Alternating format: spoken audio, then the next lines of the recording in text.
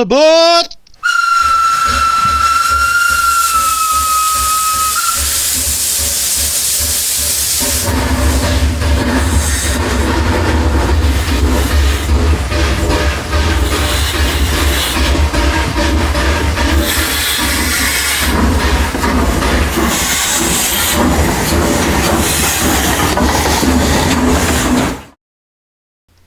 Hey up and now then, just bringing you this one on a mega cheap local I managed to secure on eBay. Why people don't snap these up is beyond me, but I'm glad they don't.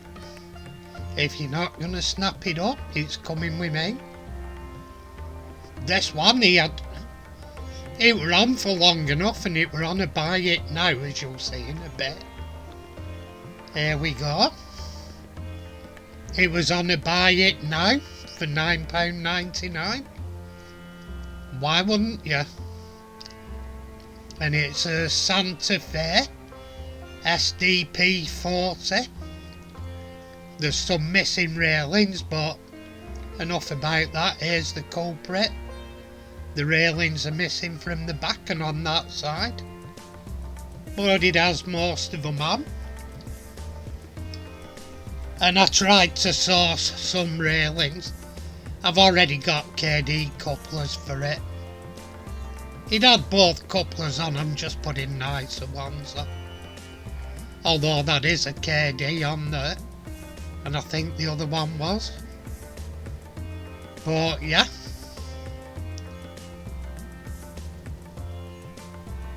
There we go, and here we are. As you can see, the handrails are missing from this side, but the bodywork's in pretty good nick,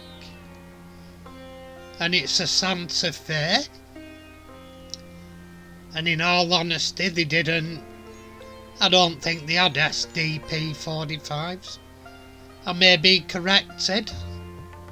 I think they had SD 45s and SDF 45s, but I don't think they had a Santa Fe SDP 45. And it was advertised as a runner if you held a battery to it.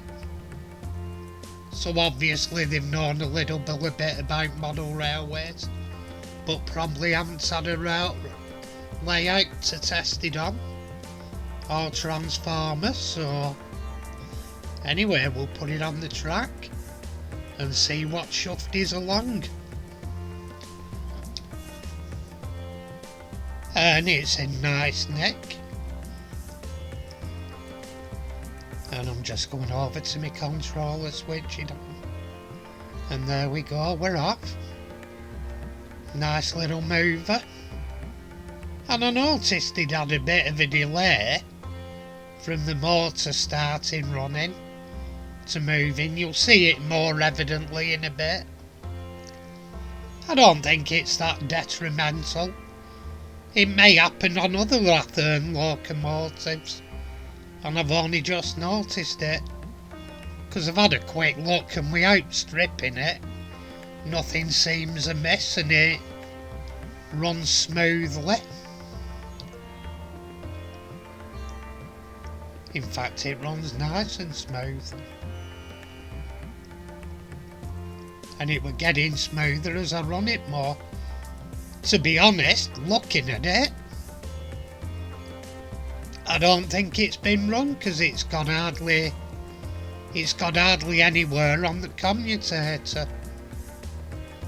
It looks like new brass, and it was only just getting scuffs on it when I started running it. You'll see for yourself anyway in a minute. It looks like a new unrun commutator. And the thing with these Ratherns is, they're built solid, they've got flywheels, they're easy to DCC, hardwire, and they've got a solid motor. Nice flywheels on them. They've got nice gearboxes. They're well engineered, simple engine. There you can see the commentator. I've not even had that out for cleaning and it's only got light scuffing on it. I tend to think this one has seen very little, if any, running. To be honest, looking at that commutator, there's hardly any dirt on it, and hardly anywhere. I'm the one that's starting putting that on it.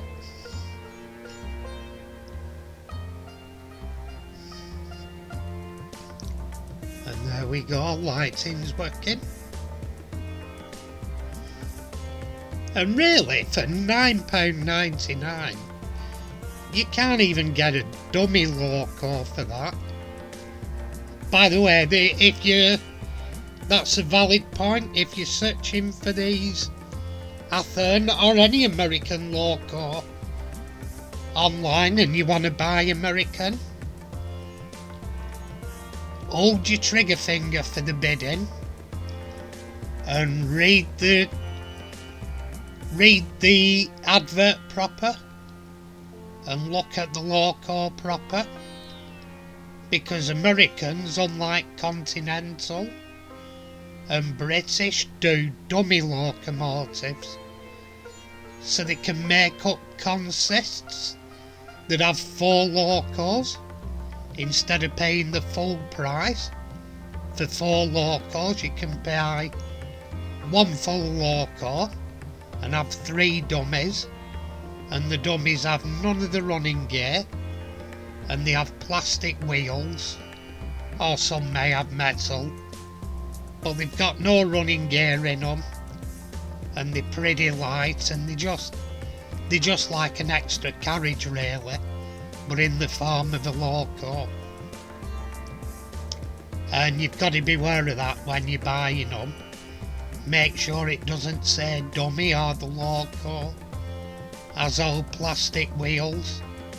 I've nearly had it where I've seen 25 quid nearly fired and it's been a dummy.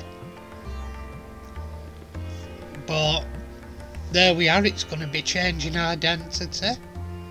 I've checked the chassis, and the Athearn chassis for the SD45 is the same, and I've got a complete shell and rails for just over 11 quid, so you can call it a 20 quid loco, because the chassis is good, and once that goes on it'll be top banana. And I'm gonna do a detailing video, detailing and weathering on that body and this chassis, so that'll be coming up when I get the body. So that'll be one to watch, folks. Yay! Smarter than your average bird. Because I can do the number boards, because I've got Southern Pacific lettering, because there'll be red letter boards with white letters. I've got that livery, the decal set for them liveries. But here we're running nice and smooth, and some crawls, etc. Here we slowed it right down to round about its slowest.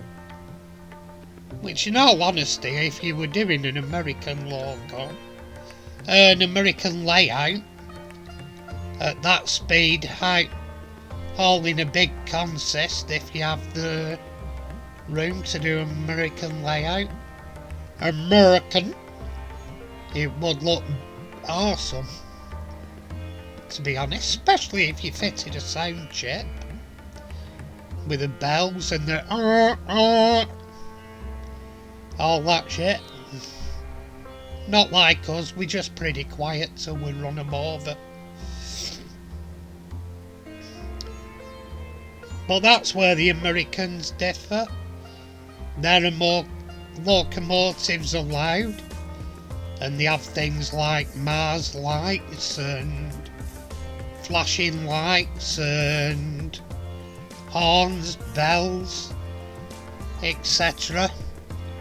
They made noisy because the big difference, we're a small island, so we fence off our railways for safety.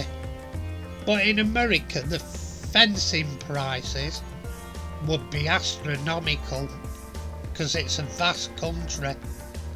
So what they do, they have sound off the locos. It costs nothing apart from mounting a bell and a horn to the loco.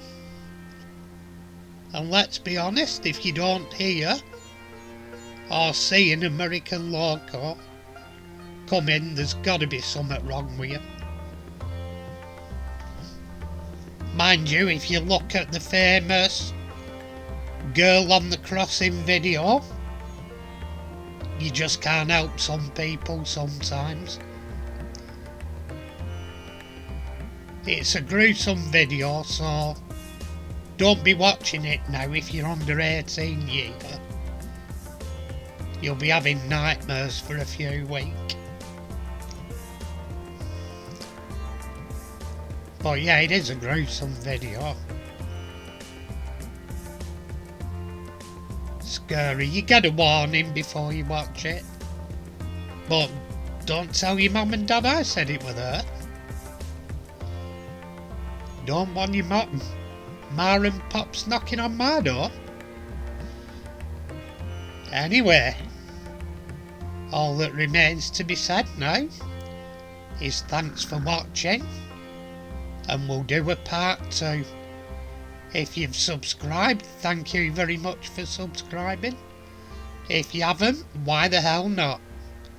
Tatty pie, everyone.